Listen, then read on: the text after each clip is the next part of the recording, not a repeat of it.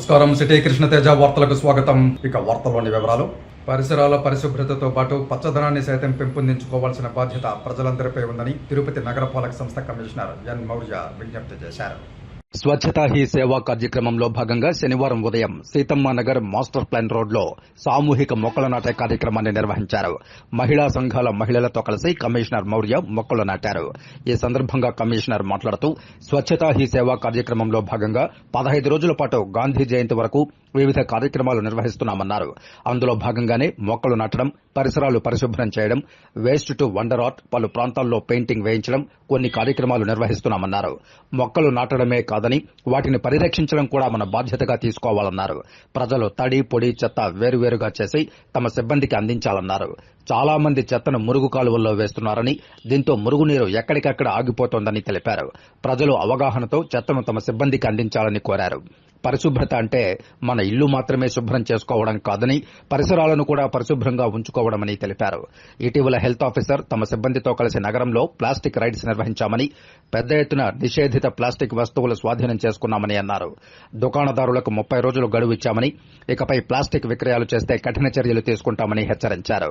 ఈ plastic నిషేధంపై collector దృష్టికి తీసుకువెళ్లామని, plastic తయారు చేసే వారిపై చర్యలు తీసుకుంటామని తెలిపారన్నారు. నిషేధిత ప్లాస్టిక్ వస్తువులు వినియోగించవద్దని కమిషనర్ ప్రజలకు విజ్ఞప్తి చేశారు. ఈ కార్యక్రమంలో deputy commissioner Amarayya, health officer doctor యువ అన్వేష్ రెడ్డి, ఉద్యానవన శాఖాధికారి హరికృష్ణ, శానిటరీ సూపర్వైజర్ చంచయ్య తదితరులు పాల్గొన్నారు. సేవ ప్రోగ్రాంలో భాగంగా ట్రీ ప్లాంటేషన్ చేయడం జరుగుతుంది. మనకి స్వచ్ఛత ఈ సేవ 2 వారాల ప్రోగ్రాం. అన్ని యాక్టివిటీస్ మనం గాంధీ జయంతి ముందు 2 వారాలు డిఫరెంట్ యాక్టివిటీస్ టేకప్ చేస్తున్నాము. ముఖ్యంగా ఈ tree plantation, mass cleaningness, public involve చేసి క్లీనింగ్నెస్, దాని తర్వాత వేస్ట్ టు ఆర్ట్ అనేది కూడా మనం ఒకరోజు కాంపిటీషన్ కండక్ట్ చేయడం జరుగుతుంది 26న. అండ్ పెయింటింగ్స్, మన స్లమ్ ఏరియాస్కి డివైడర్స్ అండ్ వాల్స్కి పెయింటింగ్స్ కూడా మనము స్పాన్సర్షిప్తో పెయింటింగ్స్ కూడా వేపిస్తున్నాము. అలాగే మనం కొన్ని క్లీన్లెస్ టార్గెట్ యూనిట్స్ అనేది ఐడెంటిఫై చేస్తాం. సో అవన్నీ కూడా ఈ డ్రోన్ ద్వారానే పైనుంచి గవర్నమెంట్ నుంచి వచ్చాయి. అవన్నీ కూడా క్లీన్ చేయించడం. ప్రజలు కూడా ఒక విజ్ఞప్తి ఏంటంటే, మనము స్వచ్ఛత అండ్ క్లీన్లీనెస్ అనేది ప్రతి ఒక్కరి రెస్పాన్సిబిలిటీ, బాధ్యత. అది గవర్నమెంట్తో, కార్పొరేషన్లో ఒకటే కాదు, ప్రతి ఒక్కరి రెస్పాన్సిబిలిటీ. కాబట్టి ఇంటికి వచ్చినప్పుడు చెత్త మనము బైఫర్కేట్ చేసి తడి చెత్త, పొడి చెత్త ఇవ్వడము, తర్వాత బయట మనము డంపు చేయకోకుండా ఎక్కడంటే అక్కడ చెత్త వేసేయడము, అలా లేకోకుండా డ్రైన్స్లో కూడా చాలా చెత్త వేసేసి డ్రైన్స్లో కూడా వస్తూ ఉంటుంది. అలా వేయకోకుండా మన పరిసరాలు, మన ఇళ్ళే కాకుండా పరిసరాలు క్లీన్ చేసుకోవడం కూడా మన బాధ్యత. కాబట్టి అందరూ కూడా ఇన్వాల్వ్ అవ్వాలనేసి కోరుకుంటున్నాను. ఇది మంచి ప్రభుత్వం, ప్రజాప్రభుత్వం అని, ప్రజా సంక్షేమం మరియు అభివృద్ధి లక్ష్యంగా కూటమి ప్రభుత్వం పనిచేస్తోందని, ఇది మంచి ప్రభుత్వం, ప్రజలు మెచ్చిన ప్రభుత్వం అని, కూటమి ప్రభుత్వం అధికారంలోకి వచ్చి 100 రోజులు పూర్తయిన సందర్భంగా ప్రభుత్వం పలు హామీలను అమలు చేసిందని, ఇది మంచి ప్రభుత్వం అనే నినాదంతో ప్రజల ముందుకు ప్రజావేదిక నిర్వహించి ముఖ్యమంత్రి ఇచ్చిన స్ఫూర్తి ఆదేశాల మేరకు ప్రజలతో మమేకమై కార్యక్రమాలు నిర్వహించుకుంటున్నామని తిరుపతి జిల్లా కలెక్టర్ డాక్టర్ ఎస్ వెంకటేశ్వర్ మరియు చంద్రగిరి ఎమ్మెల్యే పులివర్తి నాని సంయుక్తంగా పేర్కొన్నారు. శనివారం ఉదయం తిరుపతి రూరల్ మండలం ఉమ్మడి మంగళం సచివాలయం 2లో ఇది మంచి ప్రభుత్వం అనే బృహత్తర కార్యక్రమం ప్రజావేదికను చంద్రగిరి ఎమ్మెల్యే పులివర్తి నాని, తిరుపతి జిల్లా కలెక్టర్ డాక్టర్ ఎస్ వెంకటేశ్వర్ సంబంధిత అధికారులతో, ప్రజాప్రతినిధులతో కలిసి నిర్వహించారు.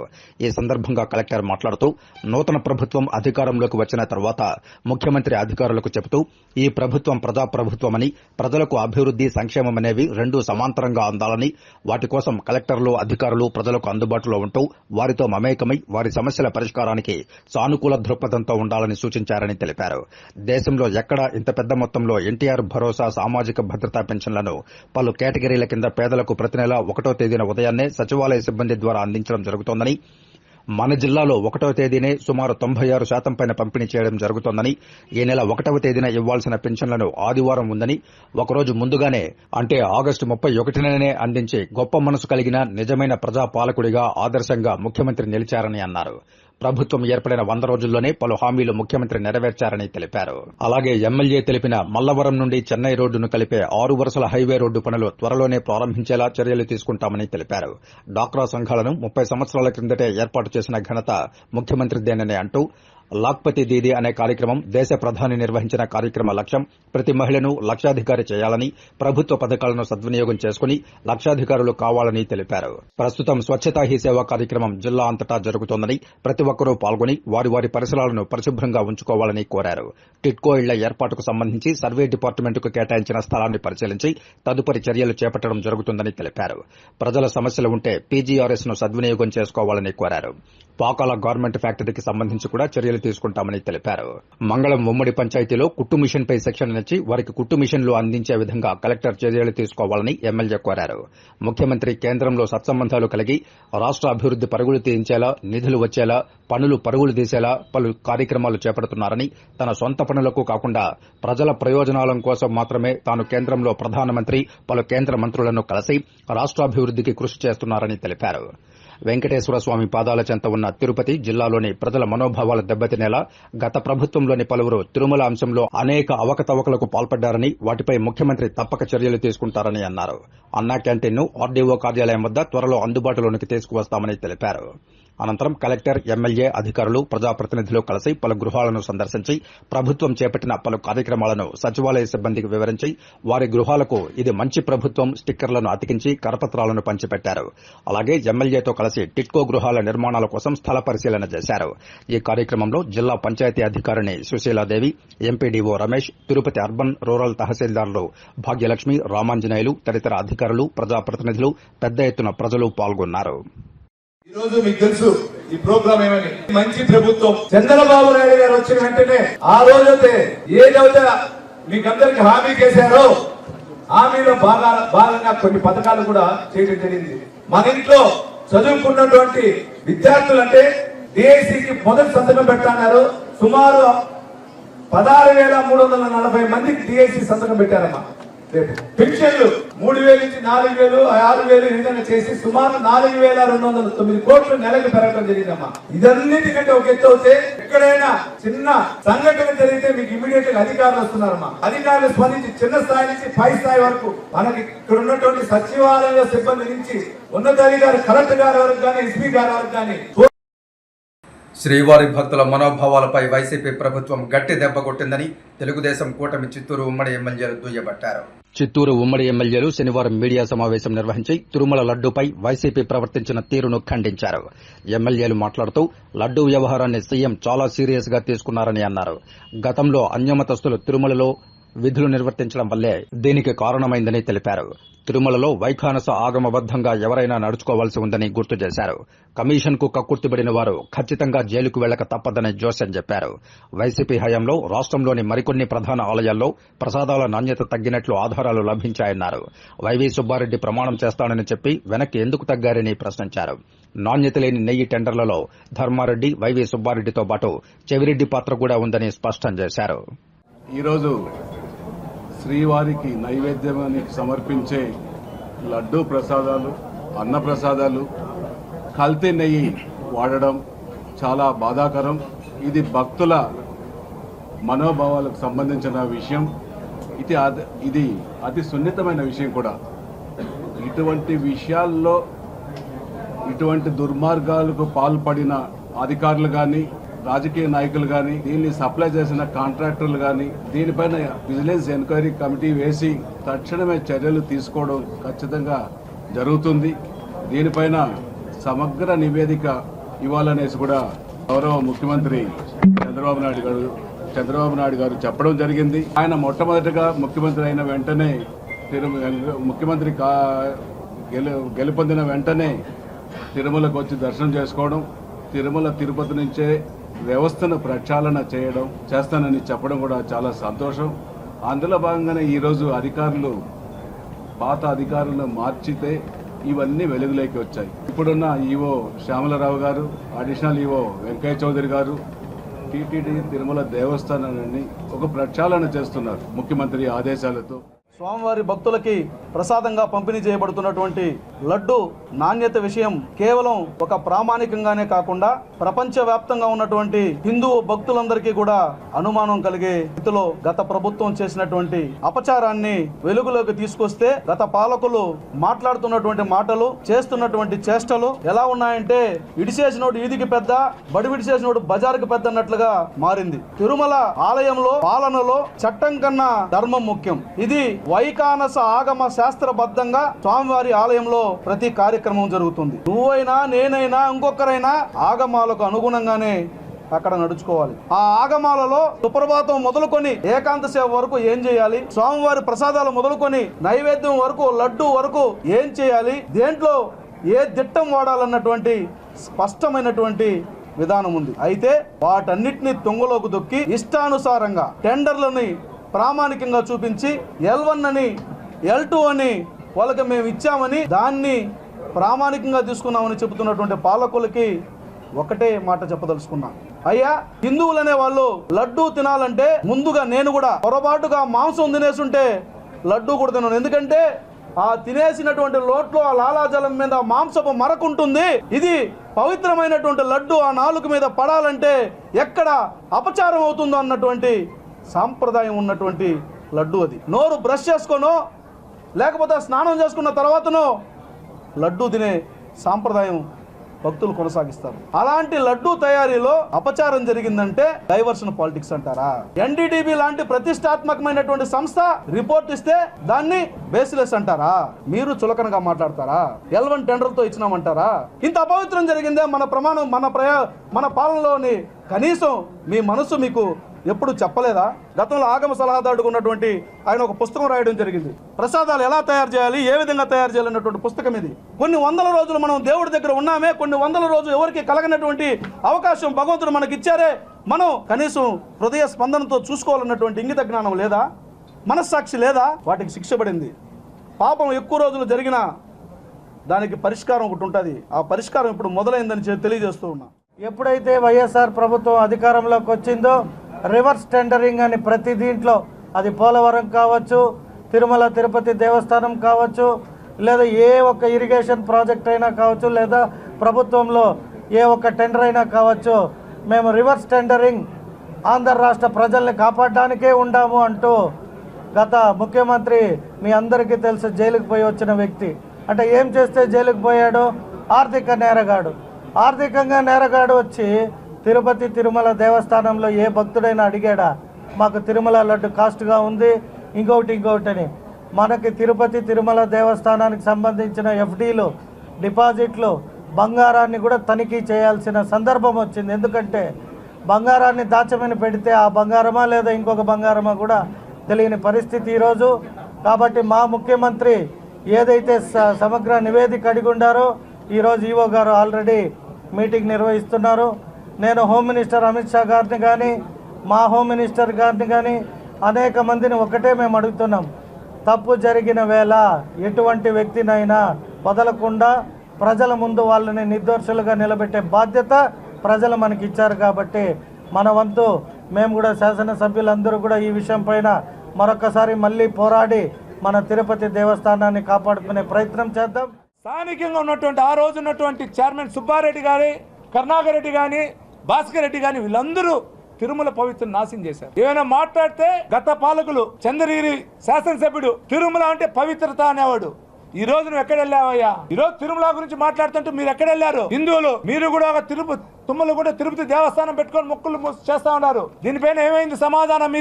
మీదేమైంది సమాధానం? నీ సాక్షి ఛానల్ పెట్టుకుని ఉన్నది లేనిది రాసేట్లుగా చంద్రగిరి అన్ని సాక్ష్యాలు వస్తాయి, ప్రతి దానికి వస్తాయి. ఇక్కడ నందిని డైరీకి సంబంధించి వాళ్ళు 391 రూపాయలకి ఇస్తానంటే కాదని 321కి ఇచ్చారు. అంటే అడిగితే మేము తక్కువ ధర అన్నారు. అంటే హిందూ మనోభావాలు దెబ్బతీసేదానికి మీరేమైనా చేయొచ్చు. శ్రీవాణి ట్రస్ట్ ద్వారా తీసుకున్న డబ్బులు మీ ఇష్టం వచ్చినట్లు వాడుకోవచ్చు.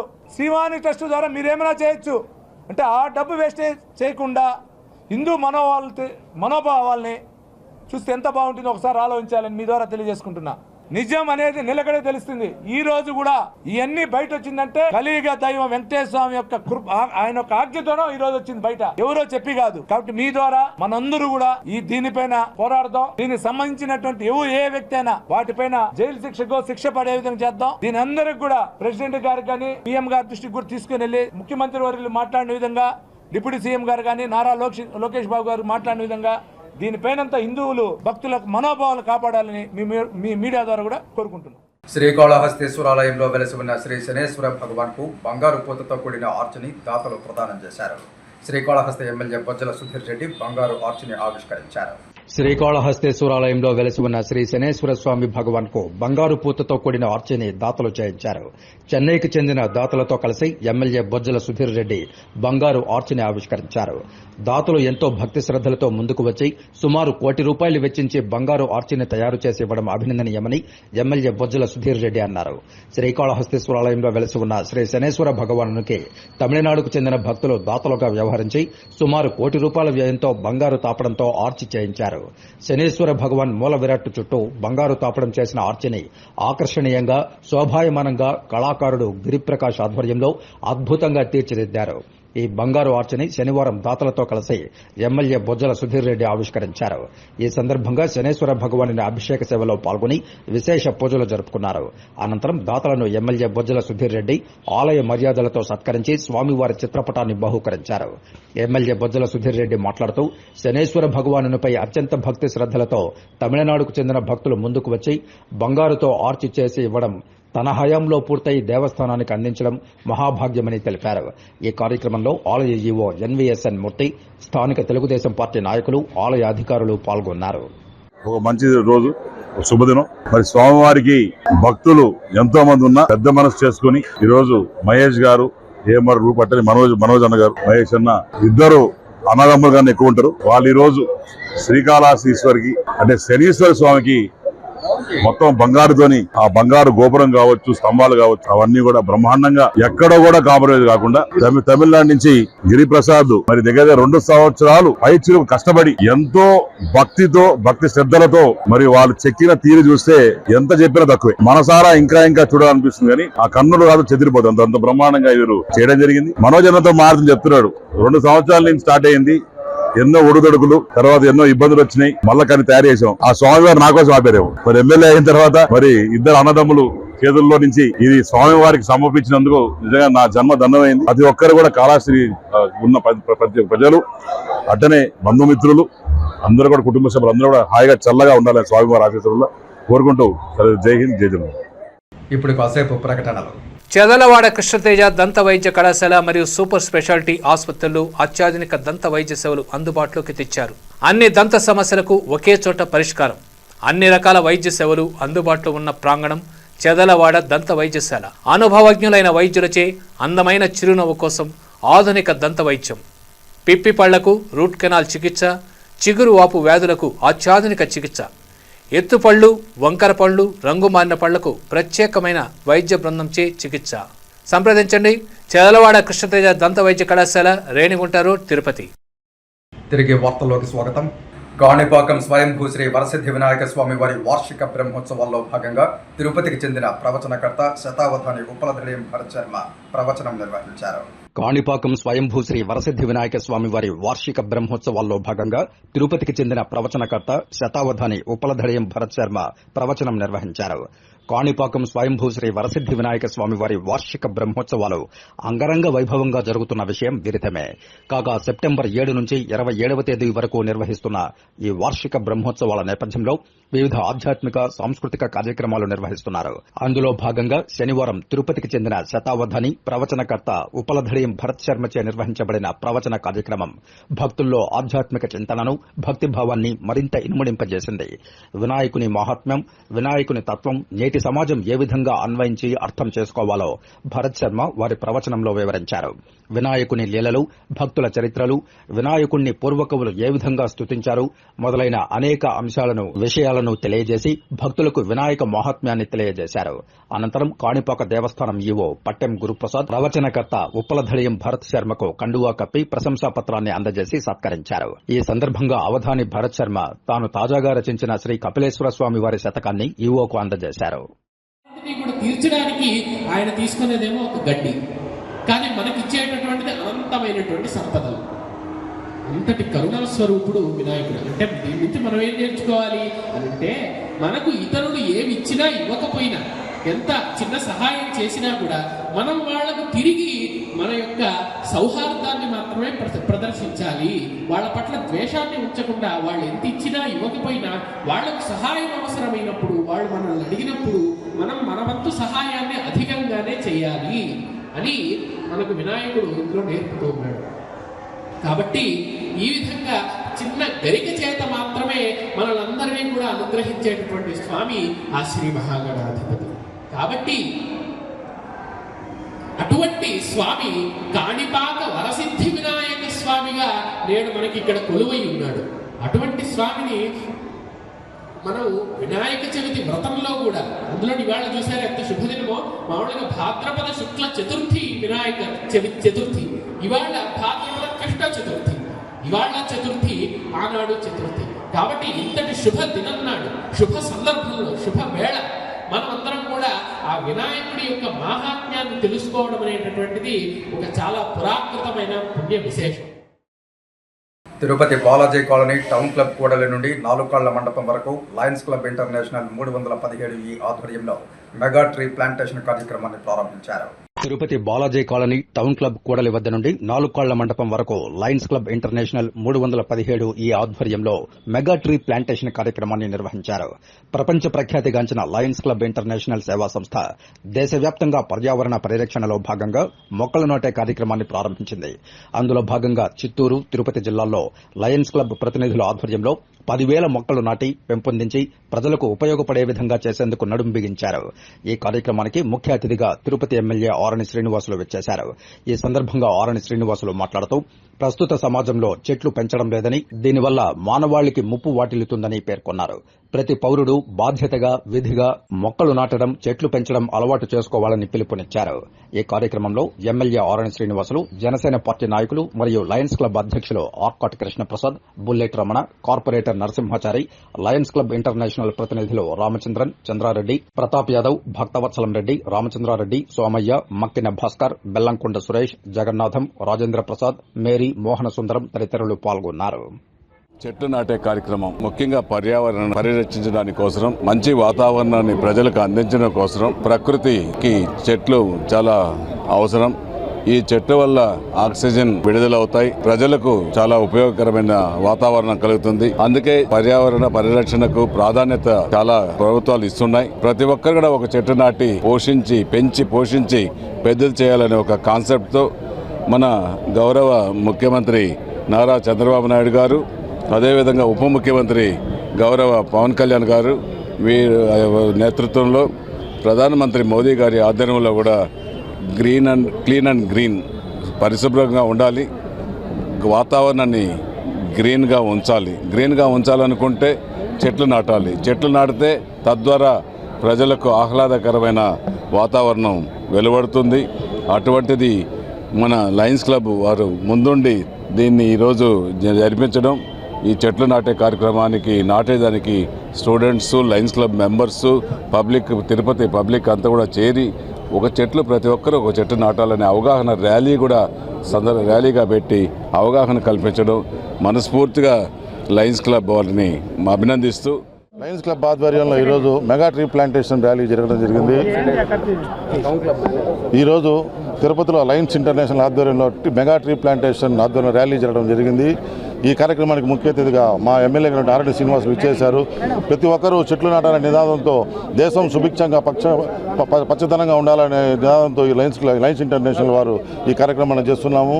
దీనికి ప్రజలందరూ, స్టూడెంట్స్ అందరూ సహకరించి మా కార్యక్రమాన్ని జయప్రదం చేశారని తెలియజేసుకుంటున్నాము. సంకటహర చతుర్థి సందర్భంగా తిరుపతి వినాయక సాగర్లో వెలిసిన సంకల్ప వరసిద్ధి వినాయక స్వామి వారికి ప్రత్యేక అభిషేక పూజలు నిర్వహించారు. సుముఖస్య ఏకదంతశ్చ కపిలో గజకర్ణికః లంబోదరశ్చ వికటో విఘ్నరాజో గణాధిపః. శనివారం సంకటహర చతుర్థి సందర్భంగా తిరుపతి వినాయక సాగర్లో వెలిసిన సంకల్ప వరసిద్ధి వినాయక స్వామి వారికి ఆలయ కమిటీ సభ్యులు గుండాల గోపీనాథ్ రెడ్డి ఆధ్వర్యంలో ప్రత్యేక అభిషేక పూజలు నిర్వహించి నైవేద్యాలు సమర్పించారు. ఈ సందర్భంగా సురేష్ స్వామి మాట్లాడుతూ మనుషులు కష్టాల నుండి గట్టెక్కించేది సంకటహర చతుర్థి వ్రతమని, విఘ్నాలను తొలగించే గణపతికి అత్యంత ప్రీతిపాత్రమైన తిథులలో ప్రధానమైనది చవితి తిథి, రెండోది సంకటహర చతుర్థి అని, పౌర్ణమి తరువాత 4వ రోజు వచ్చే చతుర్థి రోజును చేసే వ్రతాన్ని సంకష్టహర చతుర్థి లేదా సంకటహర చతుర్థి వ్రతమని అంటారని తెలియజేశారు. సంకటాలను తొలగించే సంకటహర చతుర్థి రోజున వినాయక స్వామి వారికి పూజలు నిర్వహించడం వల్ల అన్ని శుభాలు జరుగుతాయన్నారు. ఈ కార్యక్రమంలో ఆలయ పురోహితులు సురేష్ స్వామి, ఆలయ ధర్మకర్త కొండే చెంగారెడ్డి, సభ్యులు గుండాల గోపీనాథ్ రెడ్డి, తొండమనాటి సుబ్రహ్మణ్యం రెడ్డి, రాజశేఖర్ రెడ్డి, డిపి ఆనంద్, మురళి, వాసు, వేలూరు పాపిరెడ్డి, కృష్ణయ్య, నాదముని రెడ్డి, విజయలక్ష్మి, శాంతి, వాసుదేవరెడ్డి తదితరులు పాల్గొన్నారు. ఈరోజు 3 విశేషమైన తిథులు కలిసింది. ఏమి తిథి అంటే వినాయకుడికి విశేషమైన సంకటహర చతుర్థి, అది శనివారం. మన వెంకటేశ్వర స్వామికి చాలా విశేషమైన శనివారం. దాంట్లో విశేషంగా తిరుమల శనివారం 3వది. బ్రహ్మ, విష్ణు, మహేశ్వరుడు ఈ ముగ్గురికి కలిగిందే అగ్రజుడు మన వినాయకుడు. అంతటి విశేషమైన సంకటహర చతుర్థి ఈరోజు. అందరికీ ఒక్కొక్క సంకటం, ఒకరికి ఒకటేం కాదు, ఎవరు చెప్పరు, వాళ్ళ పౌరోహితుల దగ్గర చెప్పరు. కారణం ఏమంటే కాన్ఫిడెన్షియల్, దేవుని దగ్గర చెప్పుకుంటారు. అట్లాంటిది ఆ విశేషమైన సంకటహర చతుర్థి. ఒకరికి ఆరోగ్యము, ఒకరికి ఐశ్వర్యం ఉన్నా కూడా ఇంకొకరికి ఇల్లు, ఇంకొకరికి పిల్లలు, ఇంకొకరికి పాణిగ్రహణము, వివాహము, ఇంకొకరికి విద్య, ఇట్లా అన్నీ ఒక్కొక్క సంకటం.